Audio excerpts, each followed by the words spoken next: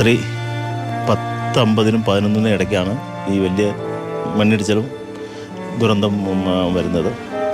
70 പേരാണ് പെട്ടിമുടിയിൽ നിന്ന് മരിച്ചു പോയത്. അതിനകത്ത് 5-6 പേരും രക്ഷപ്പെട്ട് നിന്നു.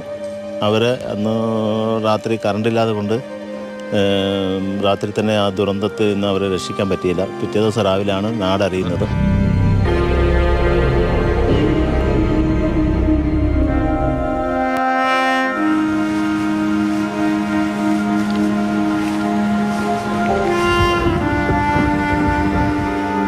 ഇത് ഷൺമുഖനാഥൻ.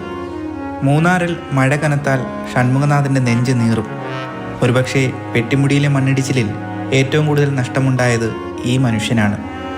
ആൺമക്കളും സഹോദരങ്ങളും ഉൾപ്പെടെ സ്വന്തം കുടുംബത്തിലെ 20 ജീവനുകളാണ് അന്ന് മലയെടുത്തത്. ശേഷക്രിയകൾ ചെയ്യാൻ മൂത്തമകൻ ദിനേശ് കുമാറിൻ്റെ മൃതദേഹം പോലും ഷൺമുഖനാഥന് കിട്ടിയില്ല. രക്ഷാപ്രവർത്തകർ ദിവസങ്ങളോളം തിരഞ്ഞു. തിരച്ചിൽ മതിയാക്കി അവർ പോയിട്ടും 2 മാസത്തോളം ഇടിഞ്ഞു വീണ മൺകൂനയ്ക്കടിയിൽ ഷൺമുഖനാഥൻ മകനായി തിരഞ്ഞു. പക്ഷേ ഫലമുണ്ടായില്ല. സർക്കാർ തിരഞ്ഞത് ഒരു 10-30 ദിവസമേ തെരച്ചിൽ നടത്തിയിട്ടുള്ളൂ. പിന്നെ ഞാൻ ഒരു 40 ദിവസം കൂടെ പിന്നെയും തെരച്ചിൽ എന്നെ സ്വന്തമായിട്ട് നടത്തിയിട്ടും ഇവരെ കിട്ടാനില്ല, കണ്ടുപിടിക്കാൻ പറ്റിയില്ല. എന്നു ചോദിച്ചാൽ അതുപോലെ കുത്തൊഴുക്കായിരുന്നു. മണ്ണിനടിയിൽ പോയതാണോ ഇല്ല ഇനി തോട്ടിൽ കൂടെ പോയതാണോ എന്നുള്ളത് യാതൊരു പിടിയില്ല. ഒരു 8-9 മണിയാകുമ്പോൾ 5-6 പേരെ രക്ഷപ്പെടുത്തി. ബാലൻസ് എല്ലാവരും കൂടെ മണ്ണിനടിയിലും കുറേ ആൾക്കാർ തോട്ടിലും കൂടെ ഒഴുകിപ്പോയി. അത് എൻ്റെ മൂത്തയാൾ ദിനേശ് കുമാർ എന്ന് പറയുന്ന പയ്യനും ഉണ്ടായിരുന്നു. പുള്ളിയെ ഇതുവരെ കിട്ടിയിട്ടില്ല.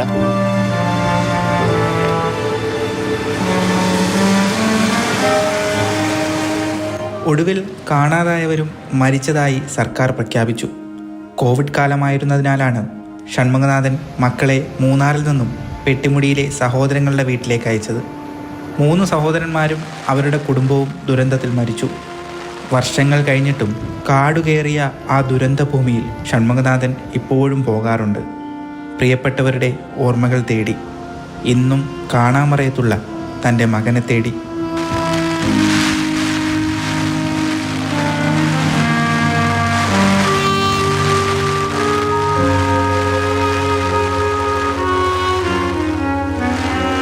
ഞാൻ എല്ലാ വർഷവും പോകാറുണ്ട്. ഈ ഓഗസ്റ്റ് 6-ാം തീയതിയാണ് ഞാൻ പെട്ടിമുടി പോകാറുണ്ട്.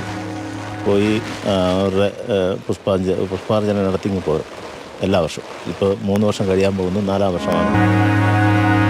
മലയെടുത്ത 70 ജീവനുകളിൽ ഷൺമുഖനാഥൻ്റെ മകൻ ദിനേശ് കുമാറിൻ്റേതുൾപ്പെടെ 4 മൃതദേഹങ്ങൾ ഇപ്പോഴും ഈ കാട് പിടിച്ച മണ്ണിനടിയിൽ എവിടെയോ പൂഴ്ന്നു കിടപ്പുണ്ട്.